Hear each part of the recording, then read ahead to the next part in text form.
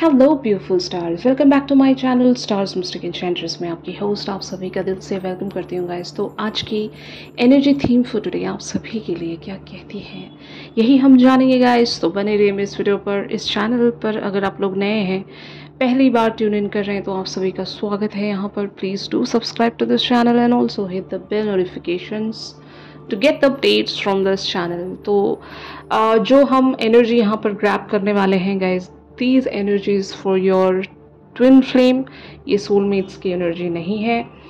तो आपके twin flames के और आपके बीच में क्या एनर्जी आज बनी हुई है, ये हम डिस्कस करते हैं। तो 7 of aerial and the moon वाली एनर्जीज में आपके डिवाइन मैस्कुलिन बने हुए हैं। तो इस कार्ड में लिखा है, you have invested wisely, have patience and wait for the harvest, review your progress and make plans for your next endeavor. And on the other hand, the moon talks about the opportunity to improve your plans, listen to your intuition for accurate guidance, face your fears and grow stronger. तो यहाँ पर हो सकता है आपके masculine ने कुछ एक ऐसा ट्रिक अपनाया है कि ये आपका अटेंशन हासिल कर सके, और मोस्ट ऑफ द टाइम ये ट्रिक आपके मैस्कुलिन द्वारा इसी वेज में लिया जाता है कि ये गायब हो जाते हैं। मतलब they just go silent, you know, ये बात नहीं कर रहे होते हैं। ऑल ऑफ अ सडन बिना कोई रीज़न दिए गायब हो जाते हैं, इनएक्टिव हो जाते हैं। If they are using the social platform जहाँ से आप इनके साथ कनेक्टिविटी में रहते हो, वहाँ से ये जब गायब हो जाते हैं, just to trigger you, just to make sure कि आप क्यूरियस हो जाएं, आप इनके पीछे चले आएँ। क्योंकि बाय डिफ़ॉल्ट यहाँ पर नेचर कैसा है कि डिवाइन फेमिनिन्स हमेशा चेस करती हैं किसको? डिवाइन मैस्कुलिन्स को, राइट। तो जब ये चीज़ चेंज होने लगती है तो आपके जो मैस्कुलिन है वो एक फियर में चैनल हो जाते हैं कि यार मेरी जो डिवाइन फेमिनिन है वो तो मुझे अब चेज़ ही नहीं कर रही है, तो कुछ करना पड़ेगा, यू नो। तो इनको लगता है कि ये अगर गायब हो जाएंगे तो आप एक क्यूरियोसिटी में आकर, आउट ऑफ क्यूरियोसिटी आप इनके पीछे भागोगे, आप इनकी तरफ वो एक्शन रखोगे, वो अटेंशन दोगे जो आप मतलब यूजुअली दे नहीं रहे हो। क्योंकि बहुत सारी जो डिवाइन फेमिनिन्स हैं वो एक पैटर्न को अंडरस्टैंड कर चुकी हैं। जितने लोग भी ट्विन फ्लेम्स में हैं, काफ़ी टाइम से हैं यहाँ पर, लगभग लाइक 4 साल 5 साल से ज़्यादा भी हो सकता है, यू नो। तो अगर ये टाइम फ्रेम आपने अचीव कर लिया है, इतना टाइम फ्रेम आपने यहाँ पर लगा दिया है, तो यू गाइज जस्ट नो कि यहाँ पर पैटर्न्स कैसे प्रोसीड होते रहते हैं, लाइक चेंज होते रहते हैं, एंड क्या शिफ्ट आता है, कब कैसा एक्शन आता है, और आप बहुत अच्छे से अभी समझ चुके हो अपने डिवाइन मैस्कुलिन को।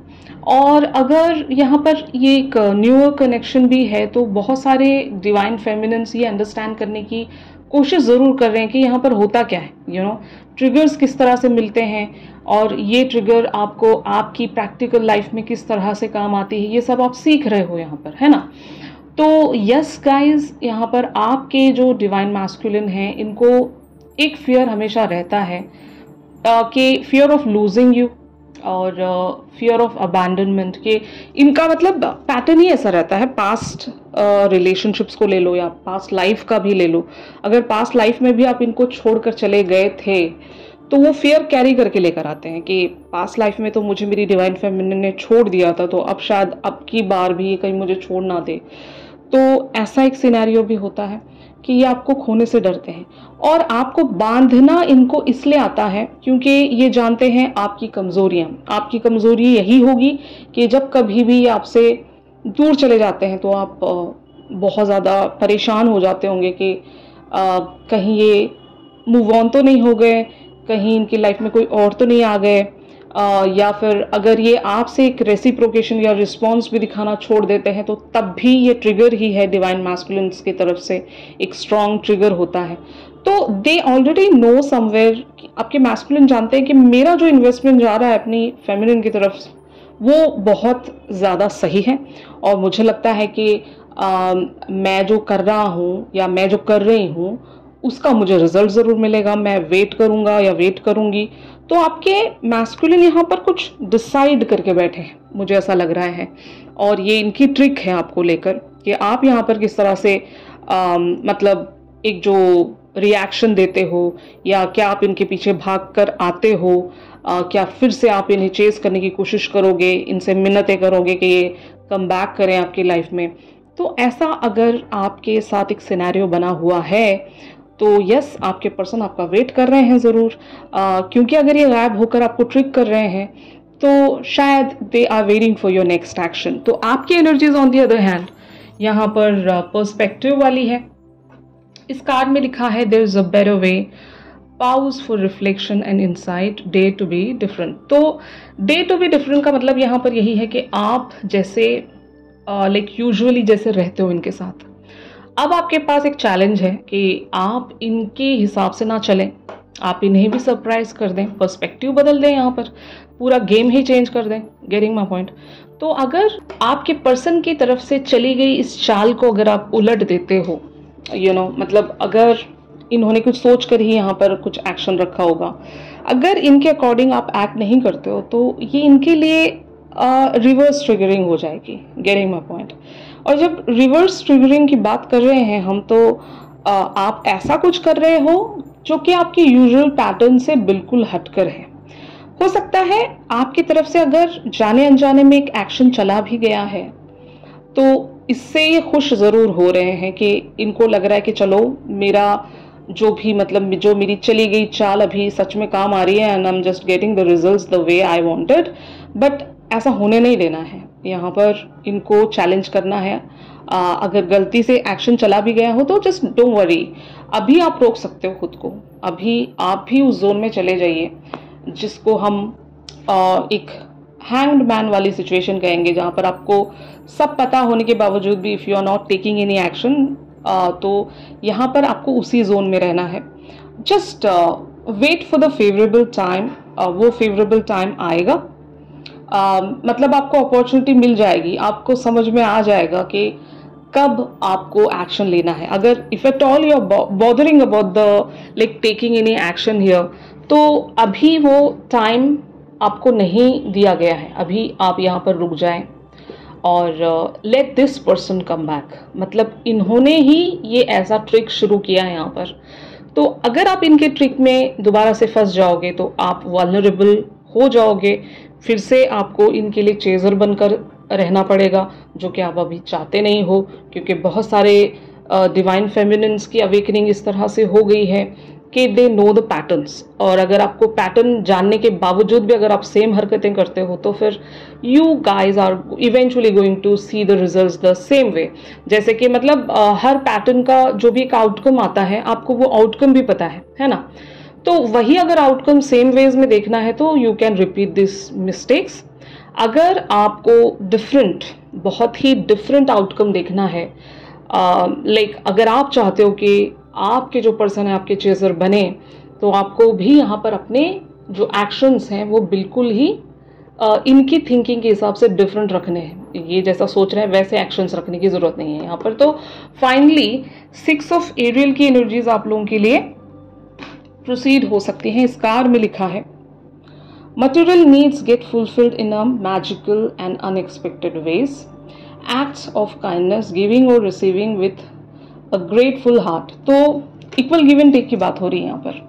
जब ये आपके पास लौट जाते हैं तो तब आपको एक्शन यहाँ पर रखने में कोई परेशानी नहीं, मतलब वहां से कुछ तो आए। अगर आपके पर्सन बहुत टाइम से साइलेंट जोन में चले गए हैं तो let this person speak out, okay, इनको कहने दें, इनको आने दें, और तब तक आप मतलब एक इक्वल गिव एंड टेक जब यहाँ पर बताया जा रहा है आपके लिए, तो जब ये छुपे हुए हैं तो आप भी छुप जाइए, यही इसका मतलब है।